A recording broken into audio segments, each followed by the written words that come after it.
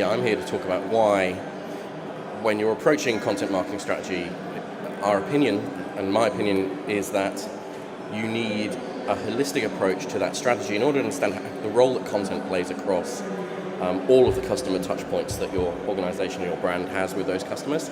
And in order to do that, you need to understand the full customer journey that that person has with you, which may be different from the one that your brand thinks that the customer is engaged with. Just a little bit about me before I start. I've been working in digital since 1996. I am a non-exec director of the British Interactive Media Association, or BEMA. I have a couple of startups, one called Mobilize, which is in the geolocation space, and I'm also a content strategy director at Headstream, who are based in London and Southampton and Los Angeles. That is my son. It's not some random child that I have stolen. And until about 2 months ago, I was head of digital for the National Trust for 2 years, and I wrote their content strategy and digital marketing strategy for the next 5 years.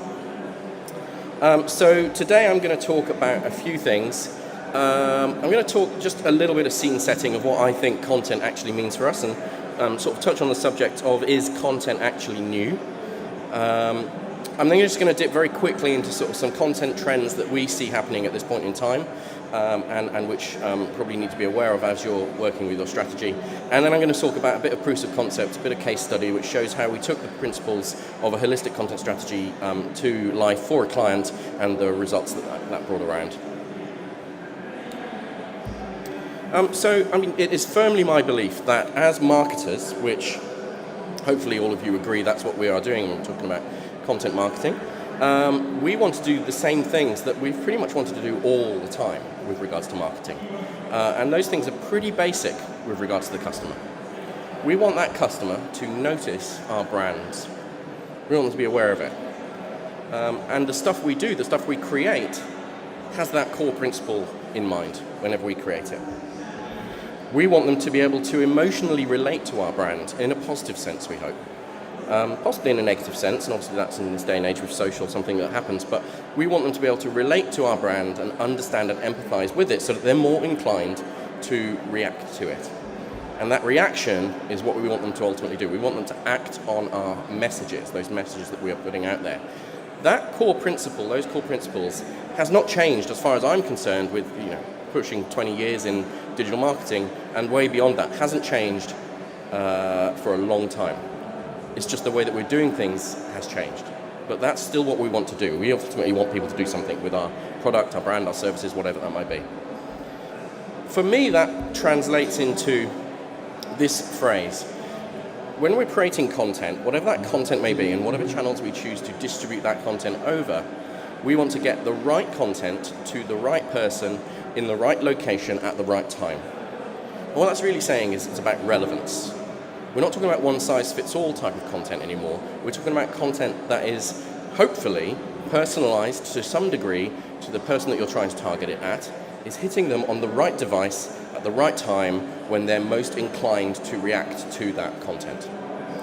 There's a quote from Eric Schmidt, CEO of Google, which I really like, which talks about location. He talks about data, but really you could transpose it to be talking about content. He says, the user is inclined to access data with the device that is closest to hand at the time. And that's really what I'm talking about with the right location and the right time. We all know in our daily lives, when we're not got our professional hats on, that we access the web, the internet, whatever, in a whole different variety of ways. As content marketers, we need to be prepared to put our content in the right place that person's going to read it, watch it, whatever, and not assume that we can drive them to a certain place. Those days are gone. I was doing some research lately into this, and I came across this brief from eConsultancy. And it's basically a definition of what content marketing is. What is content in this day and age? And they say, content is videos, webinars, tools, blog posts rather, how-to guides, news, questions and answers, images, photography, infographics, podcasts, blah, blah, blah, blah, anything. And that's what it says. And I thought that was quite an interesting statement for one thing, really, because if you think about it, and there's probably some things that aren't on that list, what they're really saying is content is everything. Content is every single thing we do, regardless of how you try to throw it out there into the world or whatever. And if you go back to the 3 points where I said actually the thing we want our customers to do is to engage with our brand and ultimately act on our messaging, if content is everything and we're still trying to get them to do things that we've been asking them to do for a long time, then ultimately we're no different to these guys, except they dress a damn sight better. We're still trying to do the same thing. But the difference is that when these guys were doing it, they had 3 different types of content and 3 different executions, which is why their agencies were a damn sight more profitable than ours are at the moment. They did a TV ad, they did a print ad, or they did a radio ad. And that was it. That was their content. That was all they had to do. And they did it really well. Transpose that to now, and this isn't my illustration, it's one I've borrowed off the web, but I think it sums it up really well. If you transpose that to now, the number of different channels and types of executions and the ways that people can engage with us and the ways that people can talk to our brands and hear from our brands is so complicated compared to 3 different executions over and over again that without approaching that with a strategy behind it, just as you would any type of digital marketing or offline marketing, without a strategy behind it that says, who are we trying to influence, what are we trying to get them to do, what's the strategy that we're going to do to achieve that, and only then approaching what's the execution or technology. Without that, you are basically going up to sort of the board and saying, we're going to do a viral, or let's do some social. It's completely meaningless and useless. The strategy is what holds it together.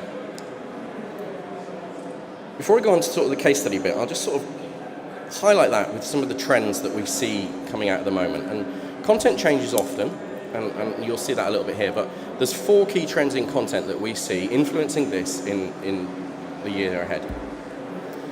And they are, number 1, personalization. If you think about that, getting the right content to the right person at the right time. If you personalize that message, just as DM, there's a lot of DM stuff around here today, just as DM has been doing for a long time, but if you can do it in a meaningful way, then you're going to get that message to the person. They're going to empathize with that message in a much clearer way.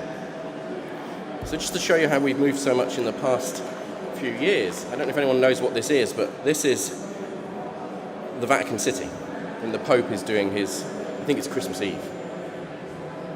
This is 2005, as you can see. You can just about see one guy down here with I think it's a flip phone, and maybe someone in the middle with a digital camera. Transpose that to last year, you'd be hard-pressed to find anyone without a device in their hand, let alone a digital camera.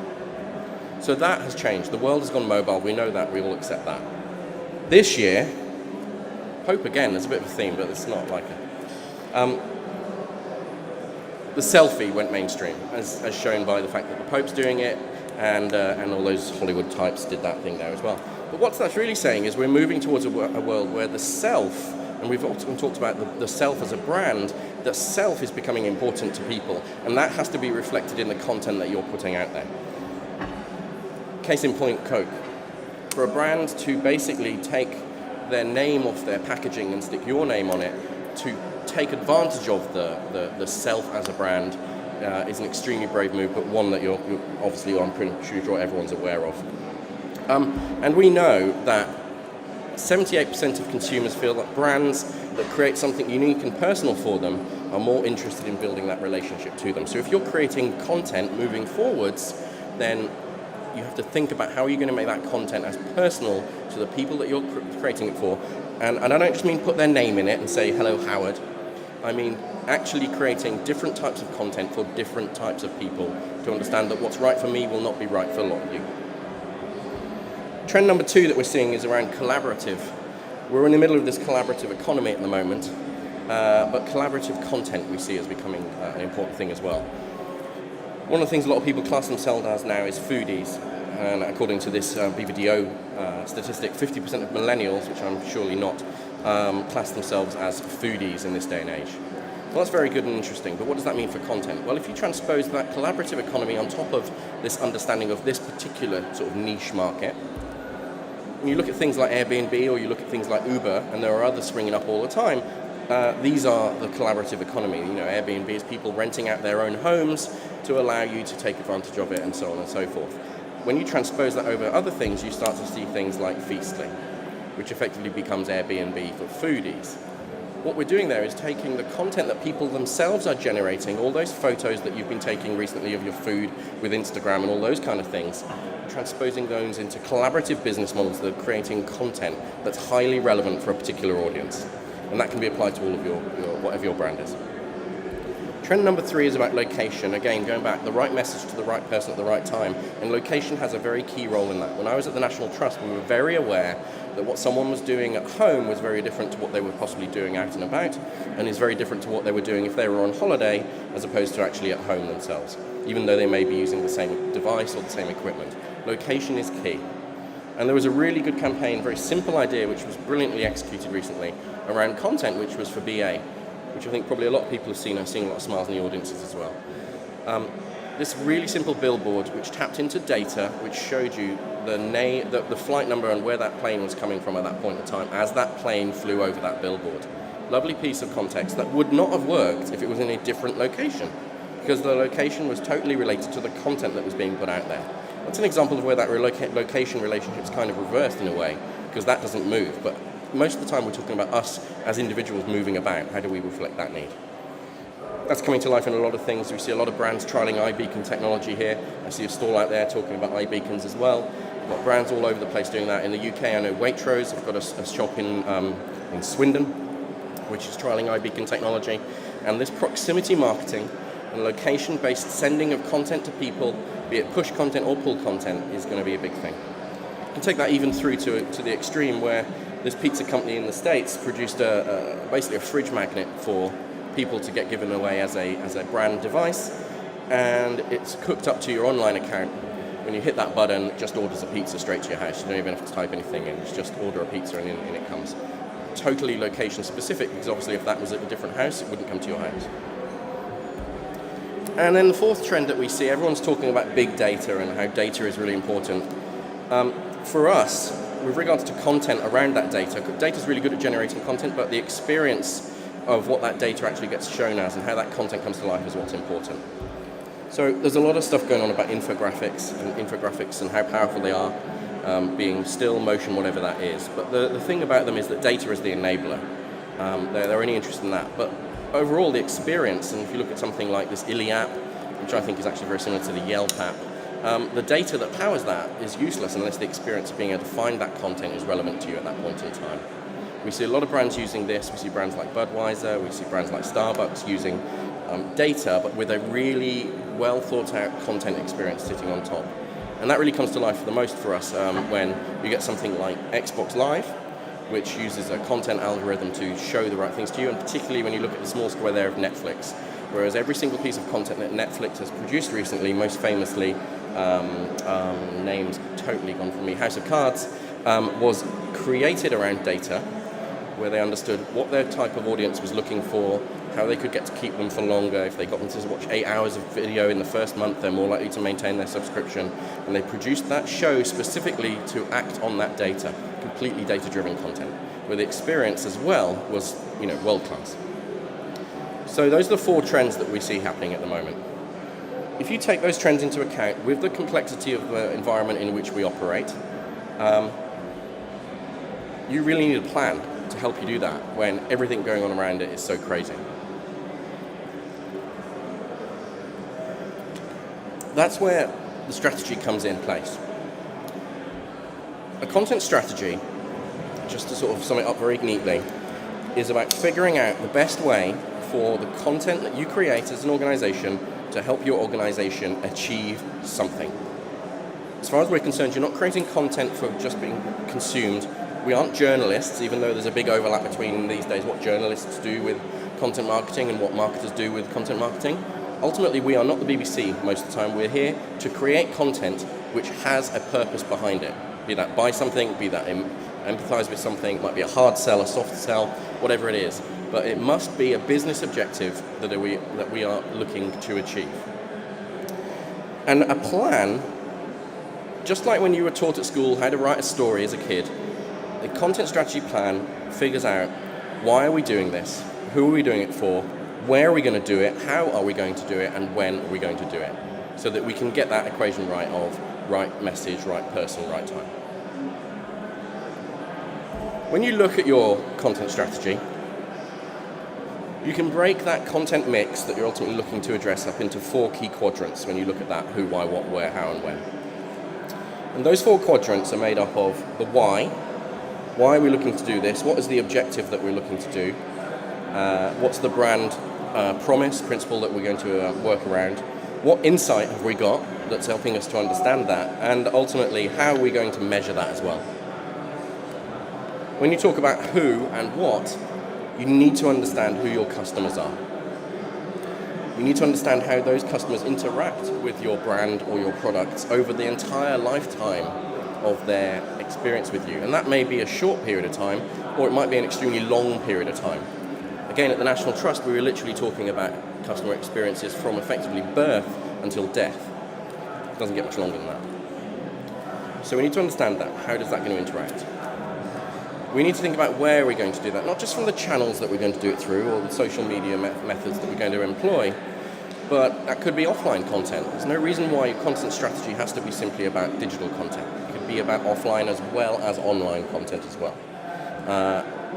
And we take the sort of paid, owned, network borrowed model as the media that we own. Our paid channels, our owned channels, network channels, borrowed channels, and earned channels. And we also look at how and when. So how are we going to do this? Do we, as an organisation, have the capacity to create this much content?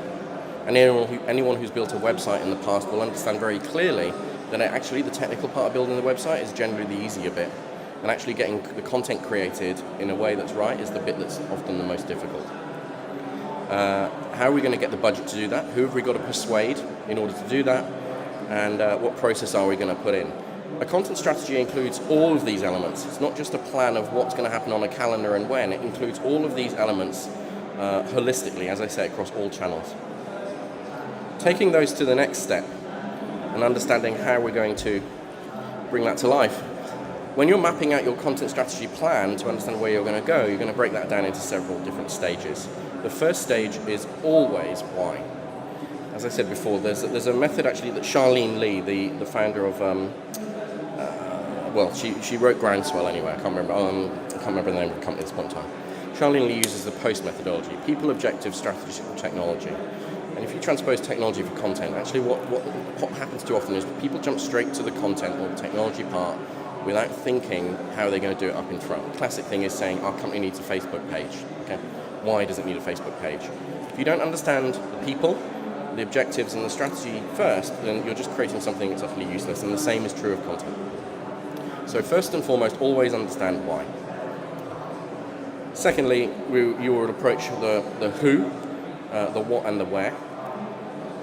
In stage 3, you would start to say, actually, okay, so now we understand who we're trying to achieve and what we want them to do. How are we going to create that? How are we going to get it out there? And when are we going to do that? And that could be something as simple as understanding the month of the year that you're going to do things, or the season that you're going to use. It could actually be even deeper than that, looking at the individual channels that you're going to employ and understanding when is the best time for interaction on those. So quite often, in a previous life, I was asked to put out PR-related content to a story that may have hit the national press at the same time in the morning as when the paper would effectively be being read, say, at 8 o'clock in the morning around breakfast. But for a social audience, it didn't make sense to put it out at that point in time because everyone was rushing to work and no one was reading things. The best time to put out the same story, written in a slightly different way, was to put that story out in the evening at about 9 o'clock when people were relaxed and had their dinner and were sat at home on the sofa. So, as I say, when is understanding not just when in the calendar of things you need to do these things, but when actually almost to the minute of the day you're going to put it out there. And the final thing you're going to look at is the capability. You don't want to look at the capability first and have that to hold back your ambitions with regards to your content strategy or content marketing. What you want to do is understand what you want to do first of all, and then look at the capability that you have to hand. If you haven't got enough capability, how can you get that? Or do you need to rework your plans in order to achieve your goals?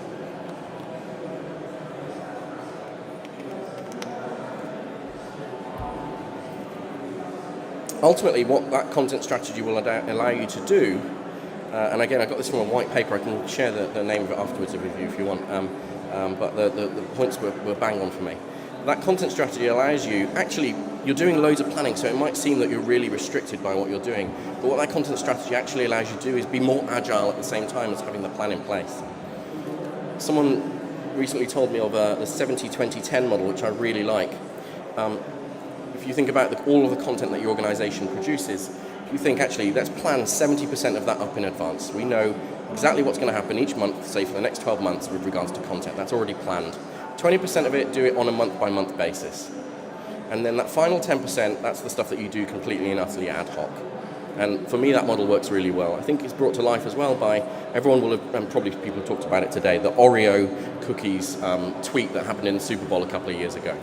Oreo spent a lot of money as an organization putting plans into place for every single possible outcome they could see happening in a Super Bowl and created a piece of content around it. And they didn't think that the lights would go out. And within a few minutes, they got a tweet out with a picture that said, "You can dunk in the dark." Okay, so they got that all planned, but there's that 10% that actually tipped them over the edge in the end. Content strategy will give you improved customer insight. Particularly that relates to one later on as well, where a clearer truth of what those customer needs are. A customer map as part of your content journey will help you understand, again, that personalization element. How are we giving the right message to the right person? So a good example of that was, again, at the National Trust, where if you had to go to the National Trust website, I think probably still at the moment, even though not there, it had one message on that homepage, and most companies' homepages have this as well. When you think of all the people that come to your website, one message, even for the people in this room, let alone all the people in the world, is not going to be right for everyone. You know, I'm a 40-year-old man, I've got two young boys. What I want is going to be very, very different to, say, a 20-year-old person who's just out of college, or my dad who's 85. Even though we may all be fans of the brand, and we may all want to interact with that brand. So think about that insight to drive what your content needs to be. As I said, it allows you to be more responsive whilst also being understanding what your plans are, and it allows you to be more proactive. So for me, it may seem that a content strategy and having things planned out to such an extent as to have a calendar in place may seem quite restrictive, but as long as you keep a certain element of flexibility in there, say 70-20-10, you'll actually find that your life's a lot easier because you're not constantly thinking, what are we going to put out next week? What are we going to put out next week? All of those things put together ultimately lead you towards this sort of ideal place. That what a brand necessarily wants to say is not of interest to the vast majority of people that are interested in what they want to hear about you.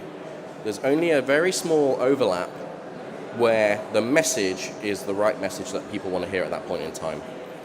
The closer you can get to all elements of your content being within that sector, through personalization, through understanding, through insight, through understanding the different points of the journey that they have with your product, the more results and the better efficiency you're going to get out of your content.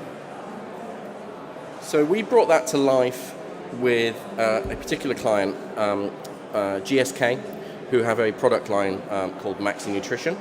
And just sort of give you a bit of a case study, the way this came about was that product in the past was called Maxi Muscle. It's a protein product. It's added to your food or smoothies, that kind of stuff. I'm a big fan.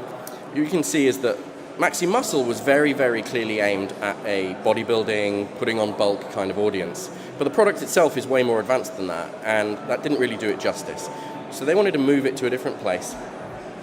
From the muscle sort of high-end place to something that was more applicable across an entire spectrum of nutritional needs.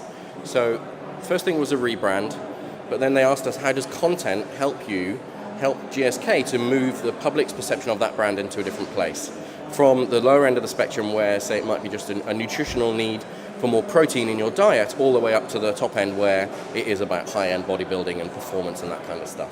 What role did content play with that?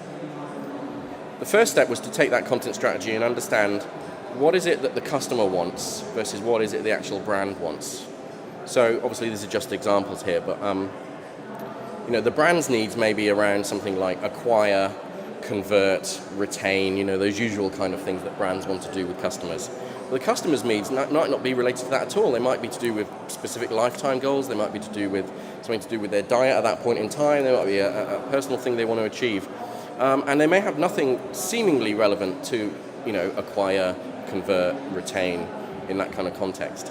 But by looking under the skin and having a plan that allows you to do that, what we were able to do is to understand those customer needs and then work out how they mapped to the correct stages for the brand, which allowed the brand then to understand how to create content that reflected their needs, but more importantly reflected the needs of the consumer at that point in time. In order to do that, we used some very familiar tools, I'm sure. Obviously there was segmentation and there was insight. What the brand didn't have at that point in time was any digital personas, so we created digital personas based on a lot of desk-based research, looking at who were the customers, what were they trying to achieve. We created personas, not just two, we created quite a few of these, which told us the usual kind of demographic information about the segment, but the ways and channels and the devices they were using in an online context that gave us information about the best ways to engage those people within the digital space. Those personas, the understanding of the brand and the understanding of the customer's needs ultimately led us to a customer journey map. A customer journey map is where you take every single touch point that person has with your brand over the lifetime, and you may produce many different customer journey maps for the different types of customers that you have, and it allows you to understand, I normally point at the screen here, but the mic's over here. It allows you to understand that those points along the top there, orange, green, blue, of what the brand is looking for the customer to do, map to the next level down with the speech bubbles where this is what the consumer's need is at that actual point in time. The map then shows you how those people move through that journey, where they may become stuck, where they may have decisions to make, where they may go around in a loop, say once they've converted, so on and so forth.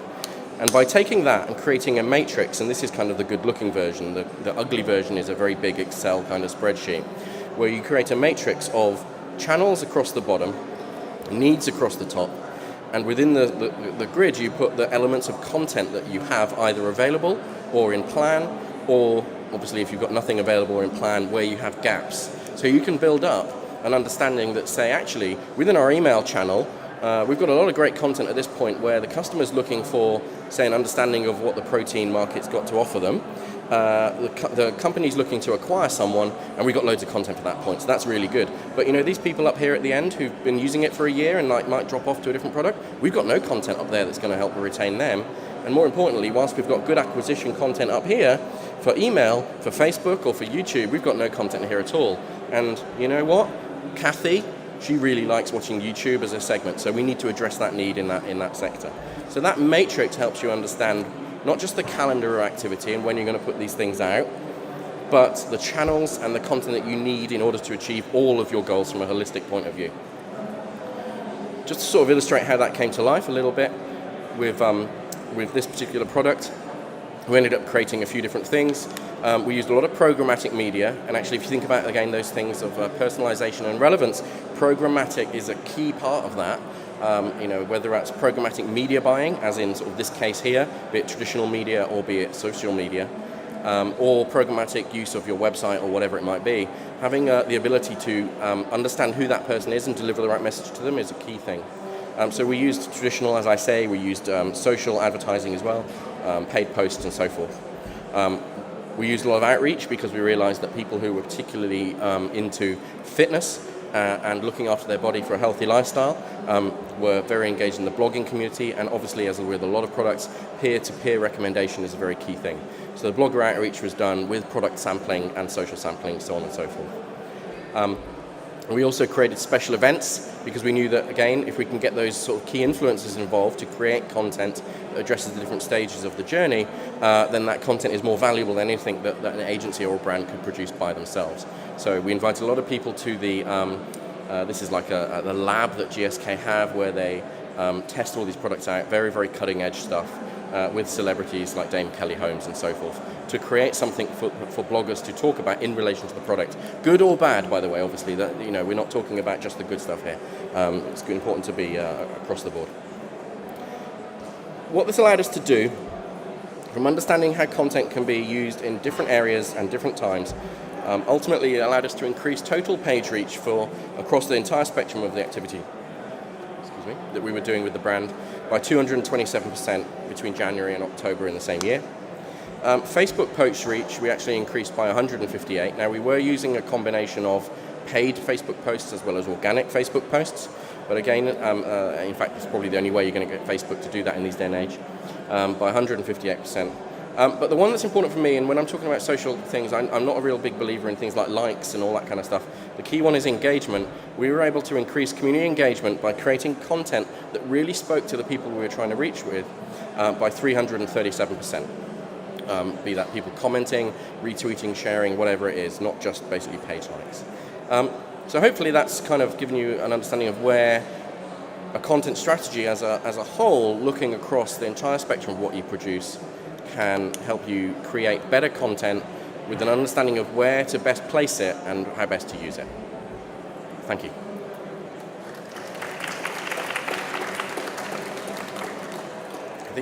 Do we do questions here? If there are any questions? No questions? Ace. Okay, thank you very much.